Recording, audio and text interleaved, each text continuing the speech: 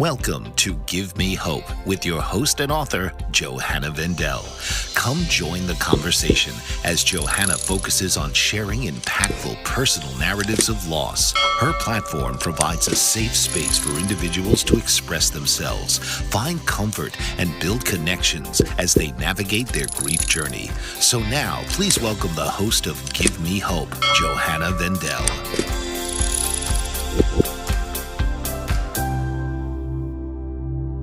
Good day, everyone, and welcome to Give Me Hope with Johanna. Today, I want to speak a little bit about Hollywood and the awards that everyone received at the Hollywood Gala, which was the very first Oscars for authors. So that was an amazing event. There were so many famous people and well-known authors that I have met and spoke to, that it is just so inspiring when you hear all the stories. And that is why I really love what I do. In interviewing authors and interviewing people with their personal stories and how they started to write their books. I personally have won 2 international book awards for my book, Life Think Again, which is my life story. And then I won a second international award that took me to the Author of the Year competition in Hollywood on October 4th. And that is called Navigating Through Losses and Grief.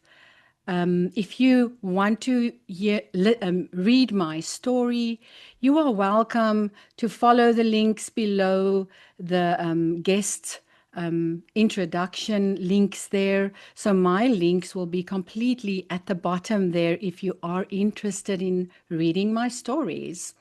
So I won 2 of these International Impact Book Awards, and I also won at the gala. I got my International Impact finalist medallia. And I also received a beautiful book pin. And, even if I did not become Author of the Year this year, this is only my first year and I'm only starting. And everyone that was there, I think it was approximately 200, 300 people, if I don't know how many people exactly was there. But oh my word, the stories and the accolades that was announced that evening was just amazing. In my studio today, I have a Author of the Year 2025 for historical fiction. She won Author of the Year. Her name is Sherry Mayosanav. And I am going to introduce her and she will tell you all about herself. So let's welcome Sherry. Hello, Sherry. Hello, Johanna.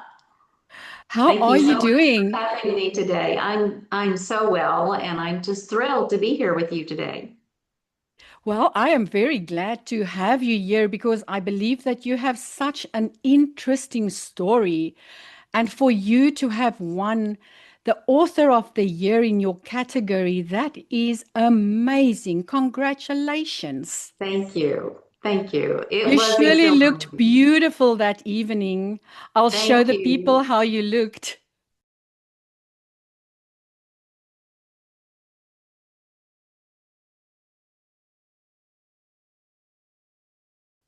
Thank you.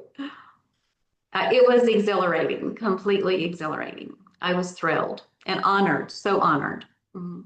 Yes. Do you want to start by introducing yourself and telling the people who is Sherry? Yes, I'm a native Texan, but I've traveled extensively the world, and I love people. I was the youngest of 9 children in a big Wow. family, And so I learned about diversity before it was popular. We had so Wow. many different personalities and body types and heights and hair color, and redheads and blondes and brunettes. And so I learned so much about people. Um, I think it was probably a great lesson for me in character development when later I became a writer, to draw upon all those differences. And I am very blessed today to be happily married to the love of my life, my husband, Stephen. And we have three children and seven grandchildren, Wow, and that's that are amazing. just lights of our life. And we live on Lake Travis in Austin, Texas. Oh, amazing. Wow. So have you always just traveled um,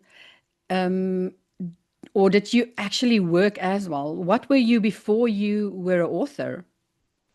I was a corporate consultant. Well, my career path, my GPS system did not take me in a straight path. I've been many things, but then I was a school teacher. My college degree was in education. And I quickly learned that that kind of classroom was not well suited for me, even though I loved the kids. Mm. Then I had some more training in psychology and personal development, and then was trained, luckily, to be trained by Robert Ponte, the author of Dressing to Win. And I became a corporate consultant teaching professional dress and nonverbal communication. Wow. And so I traveled extensively with that, in addition to being fortunate to travel with vacations. But the business travel was gigantic. So, yeah. That's amazing. I also love to travel the world.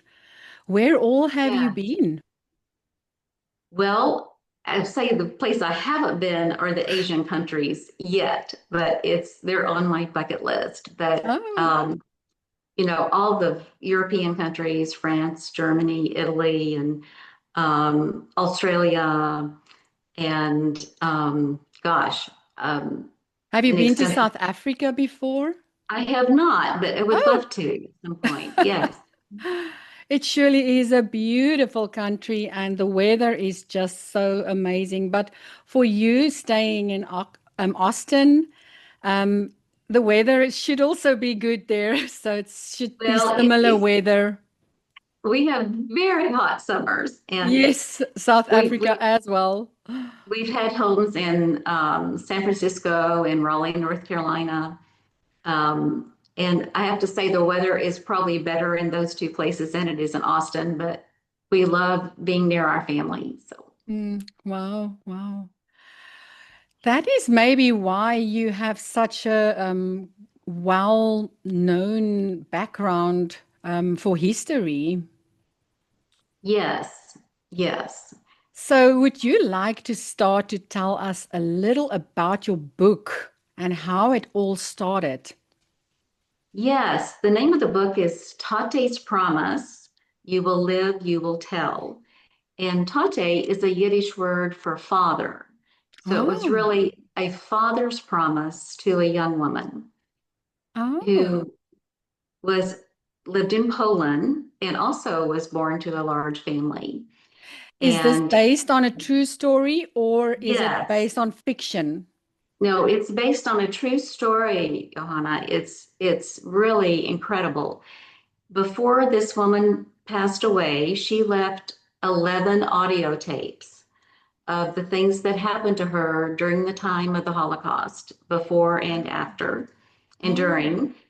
And her son was entrusted with those tapes, Dr. Moises Goldman, and he had delayed translating them because it was just so painful for him to listen to them and what happened to her. The tapes are recorded in Spanish and Yiddish. So he transcribed them and translated them into Word files that I worked from. But it's her true story. And he sought me before you out. go Oh, on, How did it become that you got to meet him and that he gave you all those files and audios? Because that is amazing to think someone will give audio files to someone, How did you meet him and how did that happen? It was very serendipitous. I guess I would call it a God thing. The angels were making things happen. Um, my husband went to a business meeting and met Dr. Goldman, and they hit it off. And he found out that I was an author. Tate's Promise is my fourth book, and my Oh, other books have been successful. And he discovered that, and he had been wanting to write or have someone write his mother's story because she died in his arms. And oh, his promise then to her, or her wish, was that it be made public, her story be public, so that it would hopefully never happen again oh, to any group of people. that is And amazing, and yes, the fact that he trusts you now with her story, that you're going to yes, tell her story and make sure that people don't forget her. That is yes, amazing. yes. Well, See, we that went to is, dinner. yes. We went to dinner with his wife and we became friends, and he started telling me his mother's story. And I can tell you, I felt the pulse and the voice of my very soul telling Wow. me that I must write this story.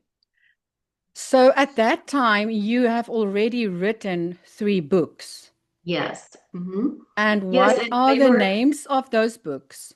they were in different genres. It's what a publisher tells you not to do, tell you to get on a track of your genre and stay with that. But because of my varied experience, my first book was a business book Oh, and on business casual attire, and it was called Casual Power: How to Power Up Your Nonverbal Communication and Dress Down for Success. And okay. it was wildly successful in the 2000s, and had national and international publicity with that. Wow. And once I retired from the corporate circuit, I was on the speaking corporate circuit for many, many years, but I still felt this desire to express my creativity. Mm. And so then I wrote a children's book, and it's an iBook. I don't have a physical copy. And it was Eggmania, Where's the Egg and Exactly? Because I would hear people say exactly instead of exactly. And it's about a little boy who searches for the egg and exactly. Oh my And word, that's it's cute. amusing, but chock full of life lessons. It won 5 awards. And then I was working on another nonfiction book, had a high powered agent. And one night I had a dream about one of my deceased sisters, and she was on a mountaintop dancing and yelling at me through a megaphone. And I got up the next morning and I just hit new file, and this novel just poured forth from me. The Girl Who Could Read Hearts. And it has won 15 awards. And Wow. so again, that was my first novel. So I have a business book, a children's book, a novel, and now a historical fiction, Tate's Promise, and it has won 14 awards to date. Oh my. So you have really been an author for basically 25 years? Yes. Hmm. Wow, that is amazing. See, this is what I was talking about.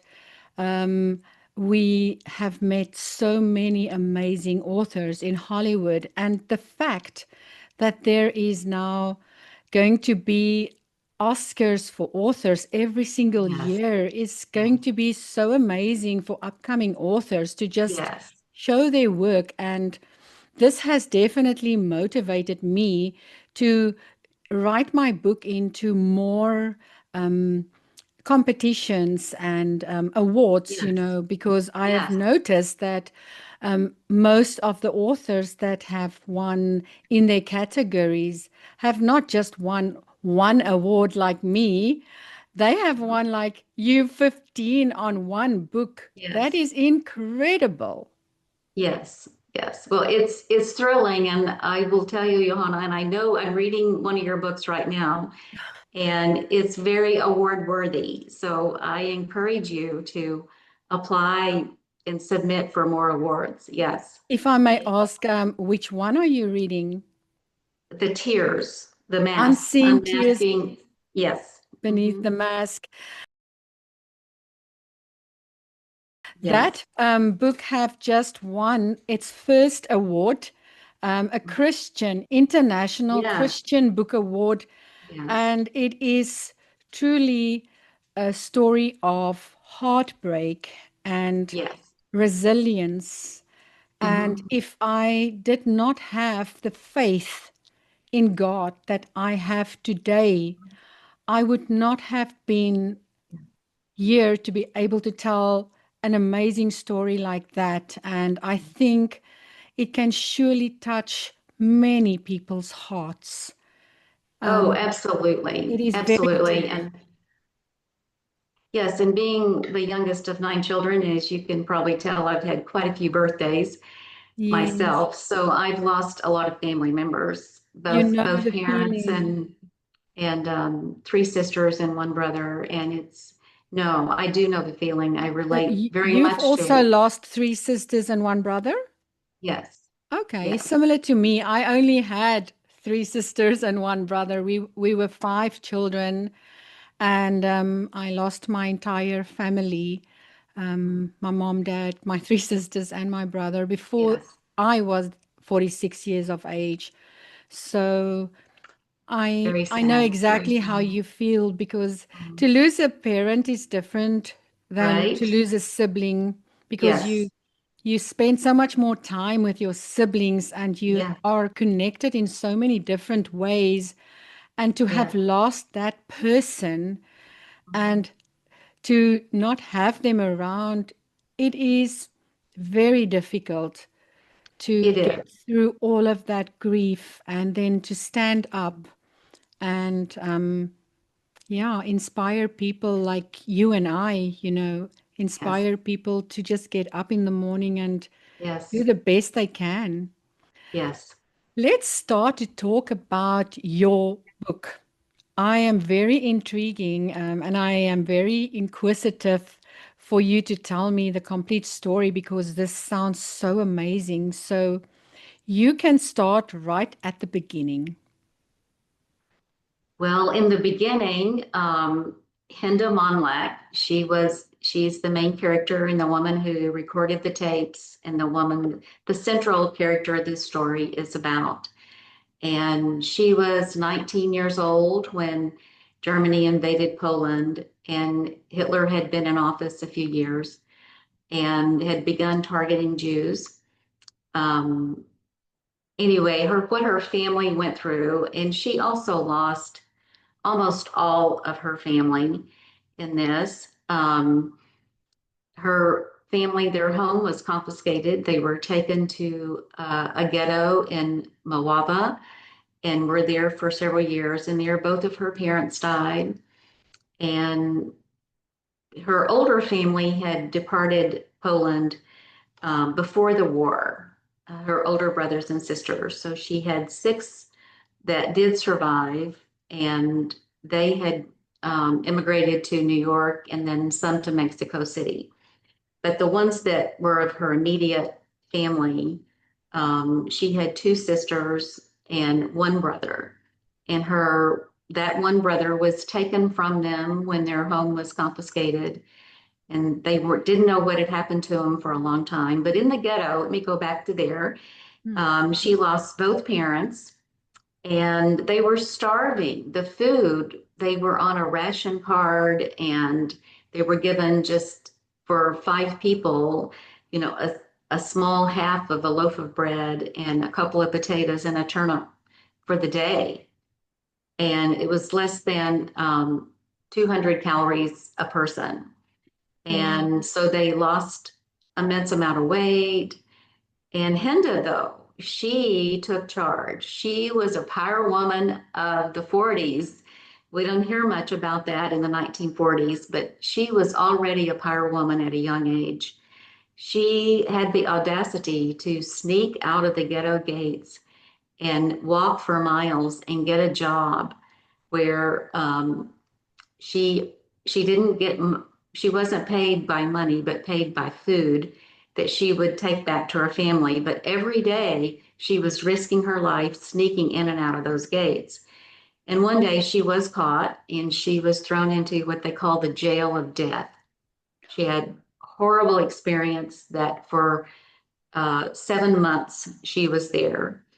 And then once she was released, when she got back to this horrible mill that they were put into, where they had no beds, no furniture, no kitchen. At that point in time, the regular ghetto apartments were full when they came in, and some people were put in barns. They were put in an old mill that had running water in one shower.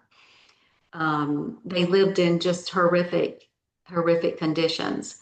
When she returned from the jail, her mother had passed away, and then her father was taken. And they apparently there was a quota to kill so many of the Jewish men in the ghetto. And he was taken and killed, although he had done nothing wrong. So then Hinda was left in charge of her sisters, Rachel and Sarah. And then Before they, you go on, let me ask you a question quickly. So, with her being so poor and have been caught and um, everything that happened to her, when did she have time to record these um, recordings? And how did she manage to do that? Because to get a tape and a tape recorder at that time, especially if you don't have food, also cost a lot of money. this, What she time didn't in her life did she record, start to record that? she didn't record that until long after the Holocaust was over. And Oh, she had immigrated to Mexico City. And she had built this, she and her husband that she met during the wartime, built an incredible life. And she oh, went wow. through horrific, unspeakable experiences. But she was so bold and so resilient Wow. that she picked herself up to go on. Yes. So And basically, she lived through the time of the she Holocaust. did. She Oh, survived. And then she not only survived, but she escaped Auschwitz. oh, And wow. that's another story. But let me answer your question here. Um, she she died at 65 years old. So this was I think um, anyway, when she was Almost 60, 20 years after she came to yes, America and had a better exactly right. life. Yes, exactly right. 20 years. And she was diagnosed with terminal lung cancer and when she was 64. And she decided then her story must be told. She did not want her children or the world to forget. So that's when she recorded the audio tape. So she had the means then. They were an affluent family at that point. Wow. So what year did she die? I think it was 1965. Wow. And her son, you met him when, and when did you release your Yeah, I book? didn't. I met him in 2019, Okay.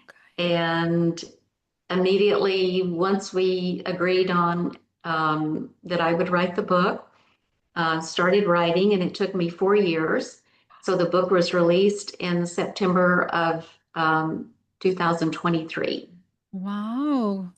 That So is let me so back up. I think it was interesting. 1985 when she died, 1985. So Wow. Well, you can then continue because now at least I know a little of the story, because I thought that she died at the Holocaust, when you Um, started to tell the story, but to know that she actually survived that is amazing. So I'm not going to interrupt you. You can continue.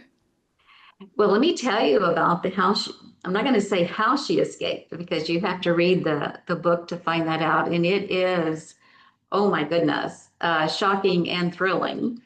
She had such a simple plan, but there were only, according to Auschwitz records, Auschwitz-Birkenau, there were less than 200 successful escapes from that concentration camp. It was heavily guarded, and most of those were men. And by successful escapes, I mean those who weren't caught and returned and killed, those who really did escape. Uh, so she got her younger sister, Rachel, who was 6 years younger than she, out with her. And then, oh my goodness, they had harrowing experiences running both from the Russians and the Nazi soldiers. And so that is another fascinating part of the story, and where she finally gets to safety. And Wow. Before we get into the part where she now get saved and move on with her life, let's take a short break and we will then hear the complete story without a break. I don't want to interrupt you if you then get into the story. So let's take a short break and we'll be back shortly. right. Some battles are fought when no one is watching, in the silence of your room, with tears only God can see. But even there, you have power. Hope is that quiet decision in the middle of the night that says, "This chapter will not be the last line of my story." From life, think again. Unseen tears, beneath the mask plotting the murder of Sabrina and echoes of an orphan's heart. I'm here to remind you, your story is still being written. Every step we've taken this year, the quiet battles, the small victories, the moments we whispered, "Lord, help me through this," they have all brought us to this season of gratitude. Thanksgiving isn't about having a perfect life. It's about honoring the strength that kept us standing. Your heart has harvested more courage than you realize. Welcome back. So we were hearing the amazing story that Sherry was busy telling us about her book that she just won an award for, and not just a normal award, many awards, 15 awards. And then she won the Author of the Year 2025 for her category. Sherry, would you like to continue with your story? So, where were we before she left? Yes, yes. Well, first, I want to underscore what an incredible person Hinda was. And she could think on her feet. She was so bold. Some people are bold, but they're not very smart. She was bold and absolutely brilliant. For example, after the escape, she and her sister were captured and by the Russians, and they were going to be put on a bus to Siberia, which would have been a lifelong sentence in a labor camp. Yes. And they thought that she and her sister were German spies, is what the Russians thought. Well, they were certainly not, after being under the torture of the Nazis, German spies. So she just took the situation by hand and challenged the person who was ordering them to board this bus. And she said, "We are not German." She showed them her Auschwitz tattoo and said, "I want to speak to the highest in command, at this location." And the soldier was kind of taken aback and said, "Okay, just a minute." And he goes in and actually gets her in to see the commander Wow. of that area. And then he interrogates her, and she tells him the story of when she and her sister were, all that had happened to her family and when they were at Auschwitz. and they body search them, and he ends up letting them go. But if she had just boarded that bus, this book, her family today, her son would not be alive. It would never have happened. Um, Amazing. but she resisted. She had such power to resist. And she was petite, a very petite, small woman, but, fiery and bold. They say don't judge a book by its cover, hey? Yes, yes, yes. And speaking of the cover, you'll notice that there's a Star of David, but it's made of spoons.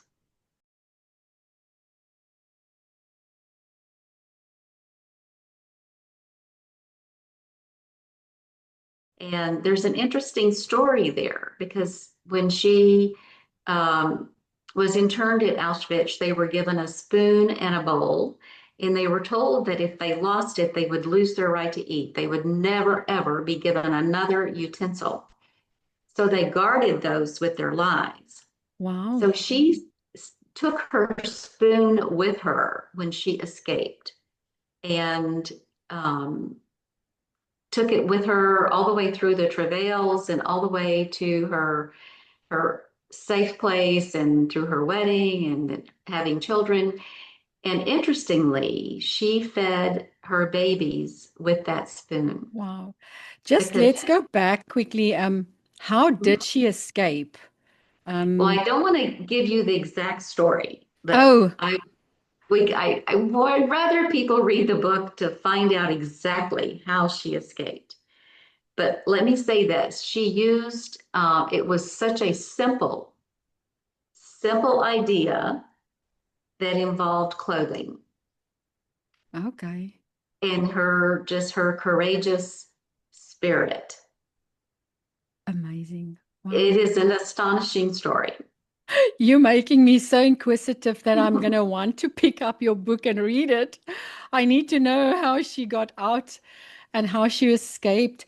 That is what makes a book so interesting to read, about other people's stories, because we all just have an amazing story in our lives. Doesn't matter if you think that your story is not important, you know, every story matters, and Yes. it is Mhm. every person's story is different. There's not one person on this world or in this world that have the same stories. So No, yes, wow. Her son, is he's still alive now? he's still alive, Proud of the and book? so proud, so Oh, thrilled with the book, and that his mother's story has been immortalized in such an award-winning book. That's really important to his family and her legacy. She oh, that has is left a amazing. legacy that inspires generations. Well, I hope that people who watch this podcast will share this so that we can spread her message Yes, across the world, because yes, it's always interesting to hear about the past and the Holocaust and how people survived all of that, yes, yes. It's such a story of resilience and Yeah. faith. And Steven Spielberg recently said that in today's times, in today's world, that now more than ever, the world needs visceral stories and reminders of the Holocaust. So it's important in today's world that these stories live on, and we're losing more and more of the survivors. The people who did survive are now elderly or passed away, Or gone, yes. are gone. Yeah. So these stories are very important in today's world. Because that is our history, Yes, if they did not speak up, like if she did not speak up and make her recordings, and it didn't land up in your hands, those recordings would just be in a box somewhere full of dust, or yes, maybe thrown yes, into a fire because right. there's no more cassette players and things like Mhm. that, and it's life has changed so much, and for Yes. her story to now reach the world, it is amazing. I love history. To Yes. be honest with you, I love to learn about different cultures, different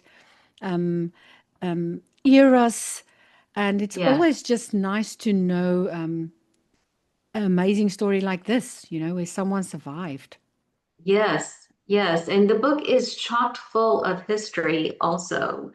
And we were very fortunate to have a Holocaust expert, a historian, review the book and had me add even a few more historical things um, as part of her story, hoping that it would be an educational tool in that way. Yes, Um, I actually were on a school tour with my daughter to Washington, D.C.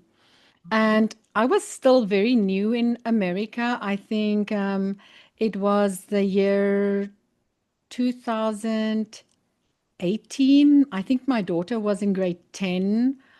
That was still when Ruth Baderman was alive, right? and she was in Washington, D.C. So I went with the school choir tour to Washington, D.C. as a chaperone. And we went to the Sinfonias. And my word, we went to the Holocaust. Yes.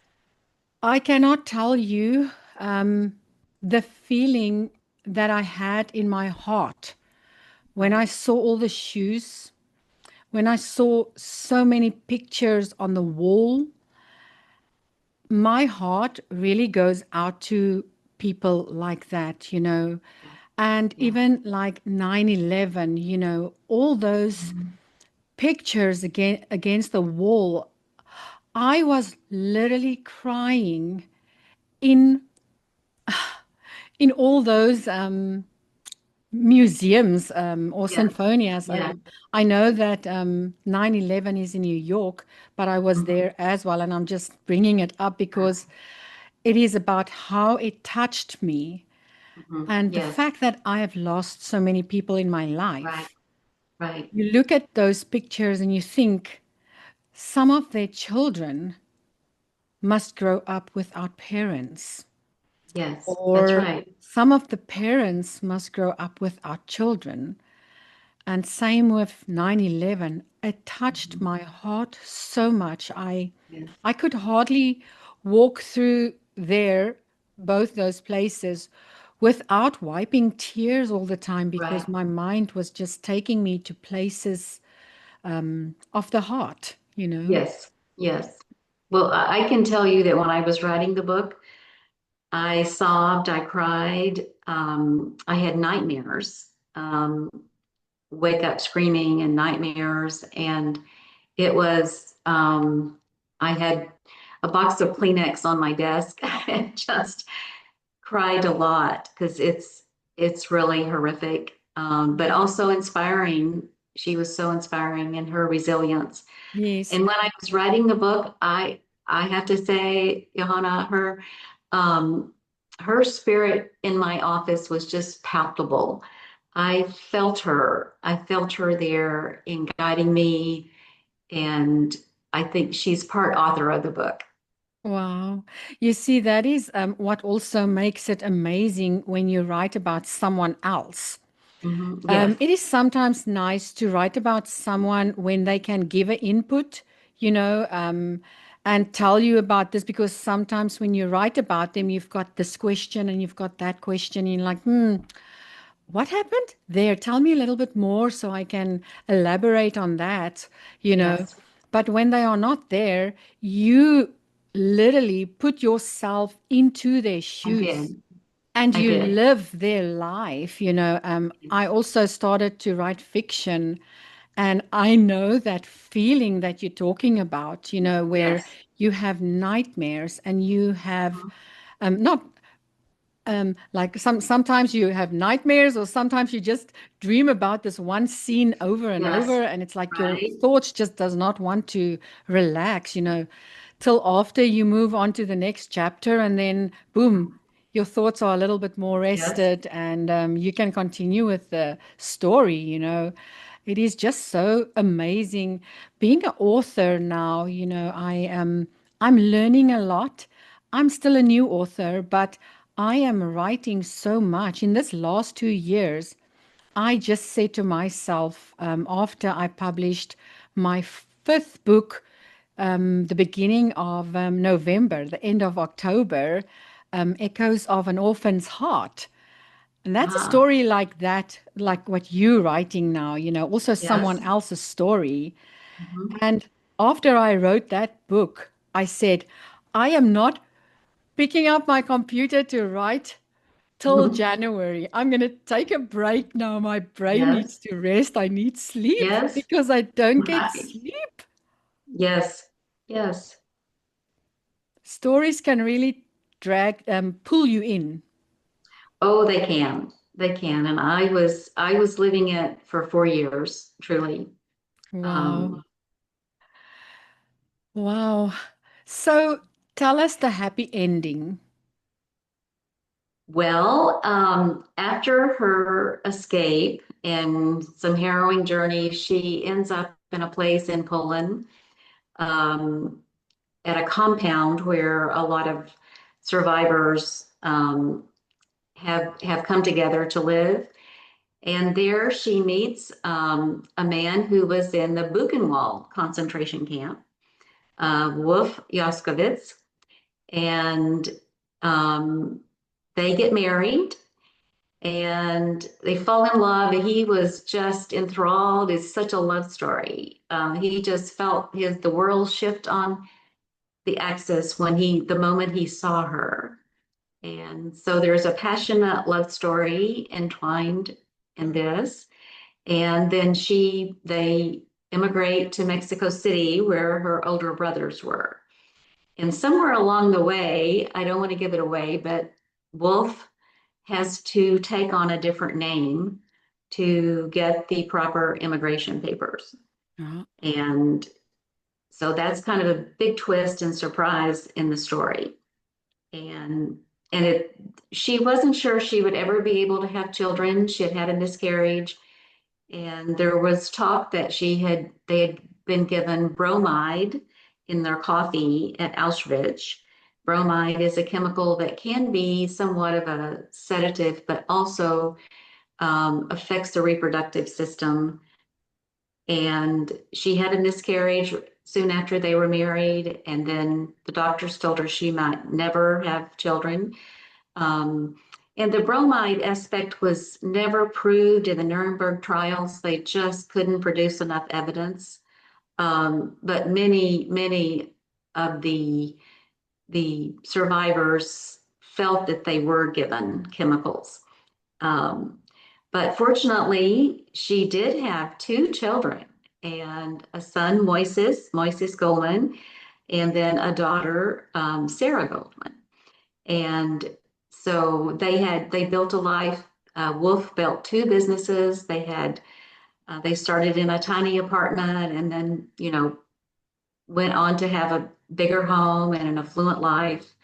Um, and in the end, she still has flashbacks and she still has um, fear, nightmares, because nightmares, you and, think and about what fear. happened, yes, and how Yes, she had to come over and start a life, and it's like right. just a relief almost, you know. The Um, relief, but the memories, of being targeted when they had nothing wrong. They were just Jewish. yeah, And so in Mexico trauma. City, trauma. In Hmm. Mexico City, they stayed in kind of that area where mostly Jews lived and sort of stayed low profile. But they still were. It was like that's probably a 50,000 population there. So they had a robust, social life and parties, and she was absolutely beautiful, just beautiful. Do you And have a picture of her? yes, I do. I do. After in her new life, we have a photo of her. She was just gorgeous. a wonderful husband that was successful. I think they never lost that fear of being targeted again. But they really did have an inspiring, happy life in the end. That is amazing. That is incredible.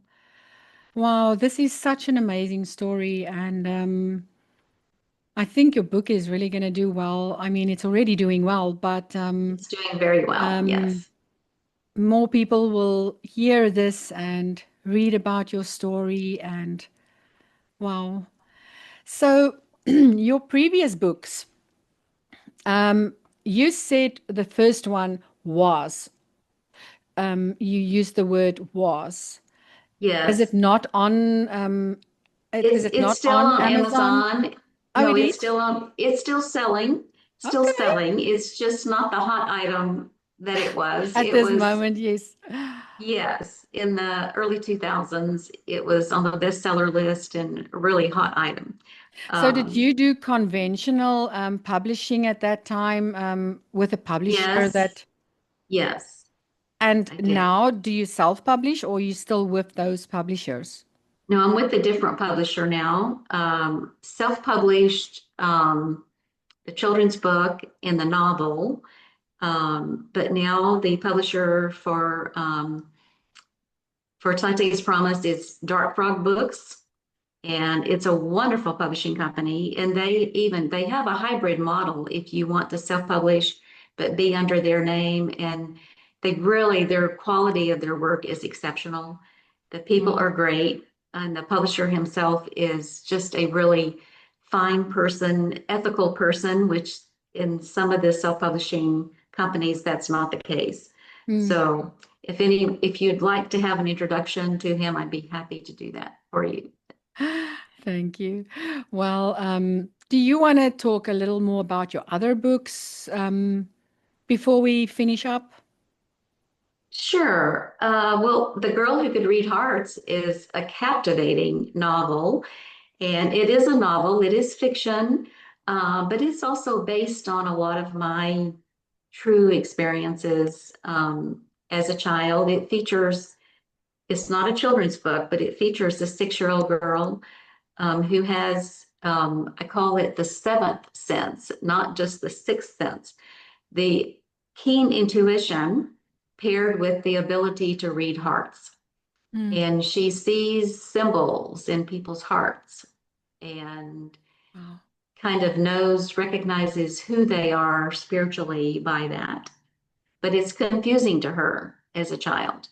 And it's a multi-generational family. And she has an uncle that dotes on her and helps her, and a grandmother who also had those kind of spiritual gifts. But her grandmother passes away, and the torch goes on to her and to her uncle. Um, Wow. and there's of course an evil person in there who tries to destroy her. And she has an angel doll that is not just a doll, that is perhaps a real angel. You'd have to read it to find out. Wow. Wow. It sounds intriguing. Sherry, thank you so much for sharing your story. And this is like surely one of the most intriguing stories I've heard for a while, because I love, like I said, I love history, and to hear Yes. stories about that is amazing. And you are just such a successful woman.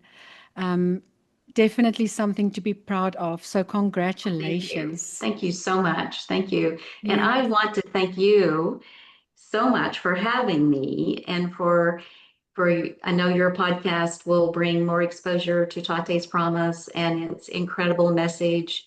And I just sincerely appreciate you.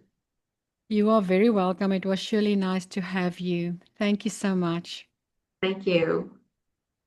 Well, if you did not find that story intriguing, then I don't know. Well, all her details will be down below in the description. If you would like to read her books, all of them will be there. So you will just have to go click on the button. Please share this podcast as I am still a new podcast host with a few podcasts behind my name, but I'm only starting and I am going to grow, and we are going to get all the stories out there, and we're just going to be noticed with our stories. So thank you so much for watching my podcast. Thank you for supporting me always, and all my viewers. I really appreciate you all. I will be back next week with a incredible story.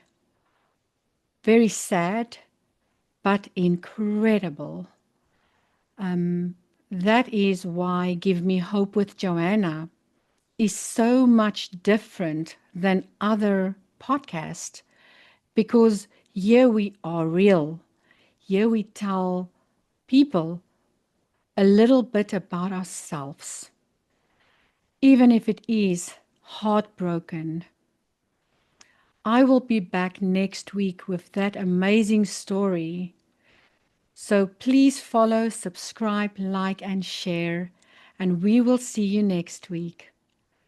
Goodbye. As Thanksgiving comes closer, may you give yourself permission to celebrate the small lights, the ones that appeared even on your hardest days. Hope doesn't always arrive loudly. Sometimes it grows in the quiet places, where gratitude turns pain into wisdom and broken pieces into something sacred. Subscribe to this new podcast now. In a world that sometimes feels broken, there's still hope.